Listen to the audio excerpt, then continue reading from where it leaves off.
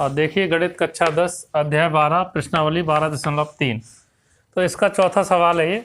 यहाँ लिखा है आकृति में छायांकित भाग का क्षेत्रफल ज्ञात कीजिए। तो देखो छायांकित भाग यहाँ पूरा ये जो बना हुआ है पूरा छायांकित ही है। ठीक है, किताब में ऐसा ही दिया है। ये हिस्सा जो पूरा छायांकित है और ये त्रिभुज जो है ना ये भी छायांकित है। ठीक है, तो जहाँ भुजा 12 सेंटीमीटर वाले एक समबाहु त्रिभुज, देखो भुजा 12 सेंटीमीटर वाले समबाहु त्रिभुज का मतलब होता है जिसकी सभी भुजाएं समान होंगी। तो ये भी 12 है और ये भी 12 है। ठीक है, और यहाँ पे लिखा हुआ है शीर्ष ओ को केंद्र मानकर 6 सेंटीमीटर त्रिज्या वाला एक वृत्तीय चाप खींचा गया है। यहाँ से एक ये चाप लगा दिया गया है वृत्तीय। ठीक है, तो अब यहाँ पे हमें क्या करना है, ये पूरा ही क्षेत्रफल पता करना है। तो इसके लिए देखो सबसे अच्छा तरीका क्या है, त्रिभुज का क्षेत्रफल ज्ञात करेंगे, वृत्त का क्षेत्रफल ज्ञात करेंगे और उसमें से इतना घटा देंगे। ये इतना हिस्सा हमें घटाना है। ये यहाँ से अगर इसको ऐसे ज्वाइंट करें, ये इतना हिस्सा ये घटाना है हमें। तो ये क्या होगा, त्रिज्या खंड का क्षेत्रफल होगा। अगर मैं इसको यहाँ पे मान लूँ ए ओ ए बी, ये सी और डी अगर मान लूँ यहाँ पे, तो हमें क्या घटाना पड़ेगा, ओ सी डी, ये इतना ये। ठीक है, इसमें से तो ठीक है। फिर हम लिखते हैं यहाँ पे, देखिए वृत्त के लिए तो ये त्रिज्या 6 सेंटीमीटर दी हुई है। ठीक है, और इसके लिए ये यहाँ पे इसकी भुजा दी हुई है। तो दोनों का क्षेत्रफल निकालने में तो कोई दिक्कत नहीं है। ठीक है, अब यहाँ पे दिक्कत यहाँ पे सबसे बड़ी ये है कि यहाँ पे जो कोण है ये नहीं दिया। थीटा की वैल्यू तो पता होनी चाहिए कोण की। ठीक है, तो ये हमेशा ध्यान रखना कि समबाहु जो त्रिभुज होता है, इक्विलेटरल ट्रायंगल जो होता है, उसका जो है उसके सभी एंगल 60 डिग्री के होते हैं, उसके सभी कोण 60 डिग्री के होते हैं। सभी कोण 60 के होते हैं। तो ये 60 डिग्री का ही होगा, सभी कोण 60 डिग्री के होते हैं। ये भी 60 का होगा, ये भी 60 का होगा। ठीक है, तो ठीक है, तो वहाँ पे थीटा भी आ गया। तो हम यहाँ लिखेंगे हल। देखिए तो हम लिखेंगे चित्र से देखो r बराबर 6 सेंटीमीटर वृत्त के लिए अगर हम देखें। ठीक है, और थीटा बराबर 60 डिग्री यहाँ लिख देंगे क्योंकि समबाहु त्रिभुज है। समबाहु त्रिभुज है इसीलिए 60 डिग्री का ही होगा इसमें कोण। ठीक है, अब इसके बाद इसका क्षेत्रफल निकाल लो। OCD ये त्रिज्या खंड का क्षेत्रफल। अब त्रिज्या खंड का क्षेत्रफल, त्रिज्या खंड का क्षेत्रफल क्या होता है, थीटा बटे 360 गुणा पाई r स्क्वायर। ये सूत्र सबको याद ही है। ठीक है, थीटा का मान रख देंगे 60 डिग्री, 360 गुणा पाई का मान 22/7 और r, देखो r कितना है 6, तो 6 गुणा 6 r स्क्वायर है तो 6 गुणा 6 हो जाएगा।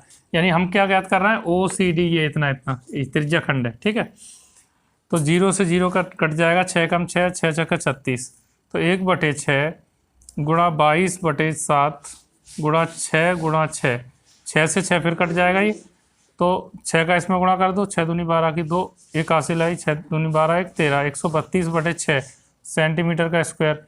ये आ गया इतना 132/6 सेंटीमीटर का स्क्वायर। ठीक है, अब हम क्या करेंगे, इस वृत्त का क्षेत्रफल ज्ञात कर लेते हैं। अब वृत्त का क्षेत्रफल, ठीक है, वृत्त का क्षेत्रफल, तो वृत्त का क्षेत्रफल होता है पाई r स्क्वायर। ये हमें पता है पाई r स्क्वायर होता है सिंपल। ठीक है, तो पाई का मान 22/7 r, अब r का मान कितना है 6, तो 6 गुणा 6, तो अब कोई संख्या नहीं कट रही, गुणा कर लो सीधे, 22 गुणा 6 छक्के 36/7, तो इनका भी गुणा कर लो। देखो 36 में 22 से गुणा कर देंगे, 2 छक्के 12 की 2, 1 हासिल आई, 2 3 6 1 7, तो ये भी यही आएगा। तो ये आ जाएगा 792/7। ठीक है, ये आ जाएगा। ठीक है, तो सेंटीमीटर का स्क्वायर। अब देखो ये आ गया वृत्त का क्षेत्रफल। इसमें से इतना घटाना पड़ेगा ना, क्योंकि ये तो इतना क्षेत्रफल और इस त्रिभुज का ये जोड़ना है हमें, तो ये 2 बार जुड़ रहा है, इसीलिए इसको घटा देते हैं। इसमें से वृत्त के जो क्षेत्रफल में से इसको घटा दो। तो अब हम लिखेंगे, अब देखो वृत्त के क्षेत्रफल में से उसको घटा देंगे तो क्या आएगी वैल्यू, देखते हैं। देखो सीधे मैं लिख देता हूँ, मैं क्या कर रहा हूँ, इस पूरे में से इतना घटा रहा हूँ। ठीक है, तो ये है 792/7 माइनस 132 बटे, यहाँ 7 होना चाहिए भाई, देखो 7 है ना नीचे, 6 लिख गया है, 6 नहीं 7 होना चाहिए। देखो इसका गुणा किया 132 आया बटे 7 है, ठीक है। अब देखो यहाँ पे 7 है, ठीक है, यहाँ देख लो एक मिनट। तो जब देखो लघुत्तम दोनों का 7 है तो क्या आएगा, तो हम इसको अगर हल करेंगे तो ये आ जाएगा, देखो 7, और इसको सीधे ऐसे ही लिख दो जैसे लिखा है 7 9 2 1 3 2। देखो ये संख्या अगर लघुत्तम वाली अलग अलग होती तो हम इस तरह से क्रॉस मल्टीप्लाई करते, ये दोनों एक जैसी हैं तो मैंने एलसीएम तो 7 ही आएगा लघुत्तम, इसमें से इसको सीधे घटा दो, ठीक है। अब क्या आएगा देखिए, यहाँ लिख देते हैं हम, 2 में से 2 गया 0, 9 में से 3 तो 6, और 7 में से 1 6 बटे 7, ये आ गया सेंटीमीटर का स्क्वायर। अब हम त्रिभुज का क्षेत्रफल निकालेंगे। अब लिखेंगे समबाहु